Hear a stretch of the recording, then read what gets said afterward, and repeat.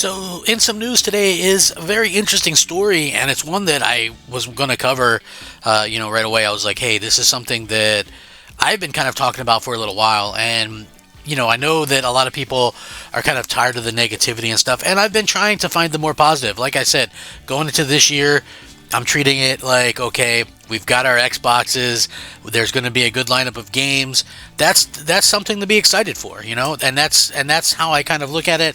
That doesn't mean that you just ignore, the bad stuff altogether, though, because I feel like that would be disingenuous. And there's already a lot of people that do that, and that's kind of frustrating as a fan when you see so many people kind of just ignore what's going on with Xbox and just pretending like everything's perfectly fine. I'll never do that. I think Xbox is a great console. I think the Series X and even the Series S is a really good console. But I also feel at the same time that a lot of what Microsoft is doing is kind of leading them to ruin in terms of that console. Like, they don't really care about the console anymore, and I think that much is obvious. Clearly, there's probably going to be some people that don't agree with me, but they're going to point to the fact that, hey, Microsoft already said that they're going to do another hardware. But when you look at like how content creators are talking about that, they're like, they might not if there's going to be a delay, and people really do feel, even I think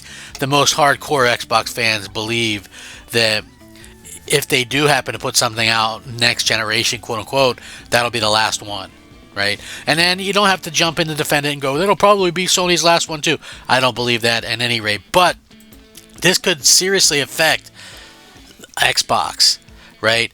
Very interesting, because Bobby Kotick, who was the former Activision boss, he was in a lawsuit and was kind of talking about, in legal filings, talking about sales of Call of Duty, and he says that sales in 2025 for Call of Duty were 60% lower than sales compared to them in 2024. Quote saying, Call of Duty is on track to perform over 60% below last year because of intense competition from titles like Battlefield, destroying the FTC's now defeated argument about the lack of competition in the first-person action game category. So we were all wondering, like, what the deal was, like, how bad was things actually going for Call of Duty. And listen, you're going to still see Call of Duty in the most played list or whatever, probably for a long time. I mean, up until GTA comes out. But the real issue is, how do you make up a 60% loss in sales for a game that traditionally sells, like hotcakes, and sells just insanely well like that? Like, I don't know. Like, that's going to be a difficult thing for them to do, and that could impact Xbox in a number of ways, including them having to do more closures, cancel games, lay off developers. There's a lot of things that this could lead to, because they're probably counting on a certain amount from Call of Duty each and every year to be able to fund these other things. And without these other things, this could really have an effect on how they handle, a lot of the things going on at Xbox. But, again, I think it really kind of comes down to how you feel personally about these different pieces of news. I would love to say, hey, you know what, maybe they'll go out there and, do something and be able to kind of recoup the money. But really, it just means that they're going to have to continue down the road that they're at. So Kotick, who left Activision at the end of 2023, having sold the company to Microsoft for $69 billion, is battling investors who claim he rigged the sale to keep his job and $400 million in charge of control benefits, and to insulate himself from claims he knew about widespread harassment at Activision. Kotick has denied any wrongdoing. The investors are led by Swedish pension fund. They have accused Kotick of rushing into Microsoft's merger and contend that the $95 per share takeover price was too low from the outset. They name Activision Blizzard and its owner Microsoft as defendants. As reported by GameFile, and I'm going to link this article in the description, Kotick has now issued a response to the allegations. In it, he accuses Swedish game company Embracer, which owns the rights to the like of Tomb Raider, Dead Island, and Lord of the Rings, of being involved with the lawsuit and benefited from it, something the company has denied. Part of Kotick's defense uses the declining financial performance of Activision Blizzard, Call of Duty, and the console market in recent years to back up his claim that selling to Microsoft at $95 a share was the right thing to do at the time. And one quote in particular is being picked up by the Call of Duty community as being of interest. Quote, "Today, given that console sales are at an all-time low and Call of Duty sales are off over 60% from the prior year, plaintiffs should be expressing extreme gratitude for the foresight Activision leadership demonstrated in consummating this transaction."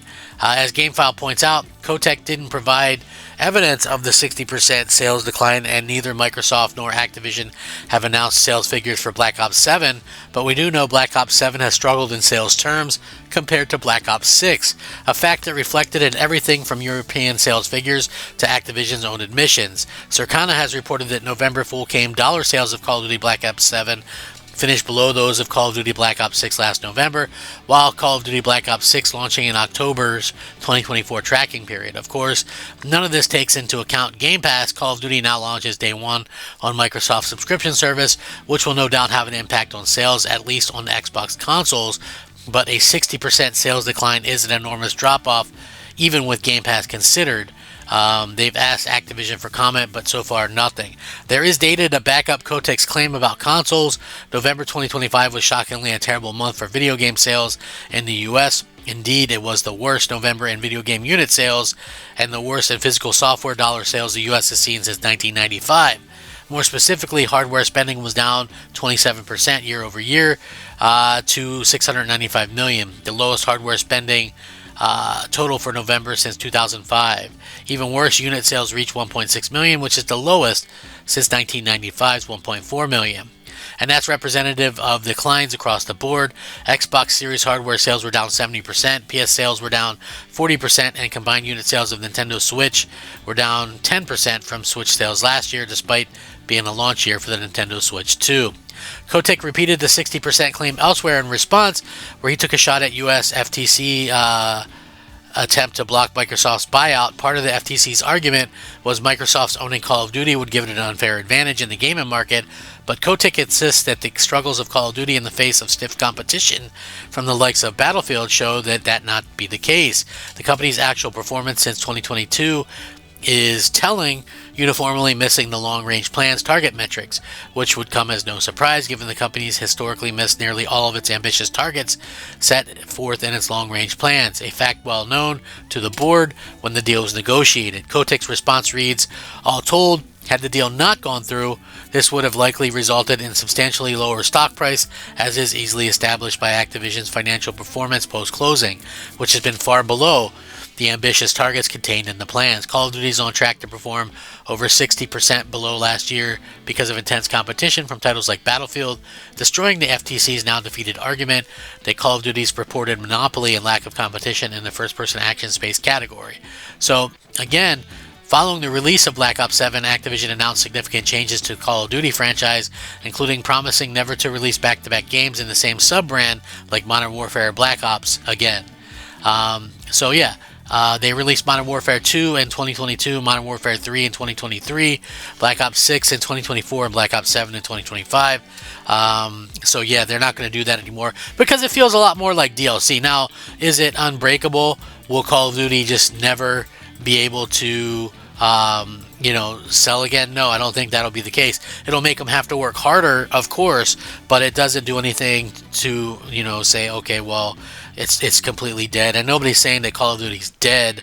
At least I'm not. I just think that it's pretty obvious that, from where we stand right now, it looks like Call of Duty is struggling. And, to be clear, there was a time when Battlefield wasn't really competitive.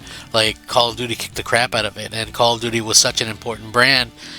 I'm not sure if it's as important as it was, but obviously like I said, having such low sales compared to previous years could definitely impact Xbox consoles, and negatively so. So we'll have to see how all this works out in the long term. I do feel like Microsoft could change things around, but this could also potentially be a big warning that anything can and will happen if we're not careful. So Microsoft, Phil and Satya and everybody, do not put it past them to cancel the next piece of Xbox and and things like that. They could definitely do anything that would make the Xbox look even worse. They don't care. That's the thing. Bad margins on a big buyout like that could definitely hurt Xbox in a lot of ways. Let me know what you think. Rack 'em up. Crab Gamer out.